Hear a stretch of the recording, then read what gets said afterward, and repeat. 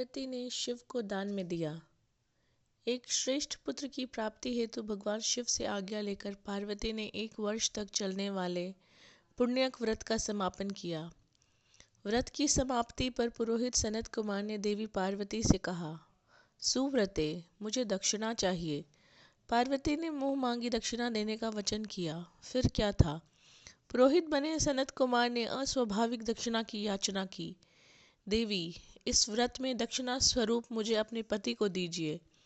यह सुनते ही देवी पार्वती पर जैसे वज्रपात हुआ। वे व्याकुल होकर विलाप करते हुई मूर्छित हो गई।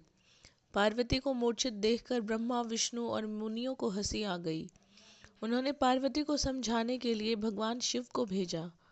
पार्वती की मूर्छा टूटने पर शिव ने उन्हें समझाया, देवी, देव कार्य, पितृ कार्य या नित्य नैमित्तिक जो भी कार्य दक्षिणा से रहित होता है निष्फल हो जाता है। उस कर्म से दाता कालसूत्र नामक नरक में गिरता है। उसके बाद वह दीन होकर शत्रुओं से पीड़ित होता है। ब्राह्मण को संकल्प की हुई दक्षिणा उस समय न देने से वह बढ़कर कई गुनी हो जाती है। भगवान विष्णु और ब्रह्मा ने पार्वती से धर्म रक्षा के लिए अनुरोध किया। देवताओं ने कहा, मुनियों ने भी दक्षिणा देने की प्रेरणा दी, फिर भी पार्वती चुपचाप रहीं। तब सनत कुमार ने कहा, शिवे, या तो आप मुझे दक्षिणा में अपने पति को प्रदान कीजिए या अपने दीर्घकालीन कठोर तप का फल भी त्याग दीजिए। इस महान कर्म की दक्षिणा न मिलने पर मैं इस दुर्लभ कठोर व्रत का फल ही नहीं, आपके समस्त कार्यों का फल भी प्राप्त कर लूँगा। उद्विग्न होकर पार्वती ने कहा, पति से वंचित हो जाने वाले कर्म से क्या लाभ? दक्षिणा देने तथा धर्म और पुत्र की प्राप्ति से मेरा क्या हित होगा? पृथ्वी देवी की उपेक्षा कर वृक्ष की पूजा करने से क्या प्राप्त हो सकेगा? साध्वी स्त्रियों के लिए पति 100 पुत्रों के समान होता है। ऐसी स्थिति में यदि व्रत में अपने पति की ही दक्षिणा दे दी जाए तो पुत्र से क्या लाभ? यह सत्य है कि पुत्र पति का ही अंश होता है, लेकिन उसका एकमात्र मूल तो पति ही होता है। मूल धन के नष्ट होने पर समस्त व्यापार ही विनष्ट हो जाता है। उसी समय आकाश में देवताओं और ऋषियों ने एक रत्न निर्मित रथ देखा जो पार्षदों से घिरा था। उस रथ से श्री नारायण उतरकर देवताओं के सम्मुख उपस्थित हुए।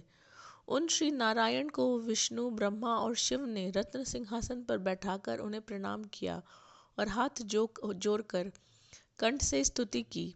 वहाँ का सारा वृत्तांत जानकर श्री नारायण ने कहा, शिव प्रिया पार्वती का यह व्रत लोक शिक्षा के लिए है, अपने लिए नहीं, क्योंकि ये तो स्वयं समस्त व्रतों एवं तपस्याओं का फल प्रदान करने वाली है। इनकी माया से ही चराचर जगत मोहित है। फिर उन्होंने पार्वती को संबोधित कर कहा, शिवे, इस समय तुम महादेव जो कि दक्षिणा में देकर अपना व्रत पूर्ण कर लो, फिर समुचित मूल्य देकर अपने जीवन धन को वापस ले लेना। गौ की भांति भी विष्णु के शरीर में है, अतः तुम ब्राह्मण को गौ मूल्य प्रदान कर अपने पति को लौटा लेना। यह कहकर वे अंतर्धान हो गए। तब पार्वती प्रसन्न मन से अपने प्राण सर्वस्व को दक्षिणा में देने के लिए तैयार हो गई।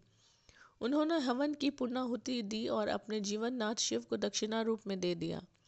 उसके बाद उन्होंने पुरोहित सनत कुमार से निवेदन किया, विप्रवर, गौ का मूल्य मेरे पति के बराबर है। मैं आपको अत्यंत सुंदर 1 लाख गौएं प्रदान करूंगी। उसके बदले में आप मेरे जीवन सर्वस्व को लौटा दें। प्राणनाथ के मिल जाने पर मैं पुनः ब्राह्मणों को विपुल दक्षिणाएं प्रदान करूंगी। तब सनत कुमार ने पार्वती से कहा, देवी, मैं ब्राह्मण हूँ, मैं 1 लाख गौएं लेकर क्या करूँगा? इस दुर्लभ रत्न के सामने 1 लाख गौ की क्या तुलना? मैं उन्हें साथ में लेकर त्रिलोक में भ्रमण करूँगा। उस समय समस्त बालक इन्हें देखकर प्रसन्नता पूर्वक ताली बजा बजा कर अट्टहास करेंगे। कहने के साथ ही सनत कुमार ने भगवान शिव को अपने पास बिठा लिया। यह सुनकर पार्वती जलहीन मछली की भांति छटपटाने लगी। उन्होंने मन ही मन सोचा, कैसा दुर्भाग्य है मेरा कि मुझे ना तो अभिष्ट देव का ही दर्शन हुआ और ना ही व्रत का फल प्राप्त हो सका। अधीर होकर वे अपने प्राण त्यागने के लिए प्रस्तुत हो गई। अकस्मात उसी समय आकाश में तेज समूह प्रकट हुआ। उस तेज समूह को देखकर पार्वती ने उससे अपने ऊपर दया करने को कहा और उस महम तेजो राशि के मध्य विश्व मोहन श्री कृष्ण स्वरूप का दर्शन हुआ। ऐसे भुवन मोहन अनूप रूप को देखकर भगवती पार्वती उसी के सदृश पुत्र की कामना करने लगी और उसी क्षण उन्हें वह वर भी प्राप्त हो गया। तदंतर वह तेज वही तिरोहित हो गया। तब देवताओं ने ब्रह्मपुत्र सनत कुमार को समझाया। सनत कुमार ने दिगंबर शिव को उनकी प्राणेश्वरी पार्वती को लौटा दिया। जय सिया राम।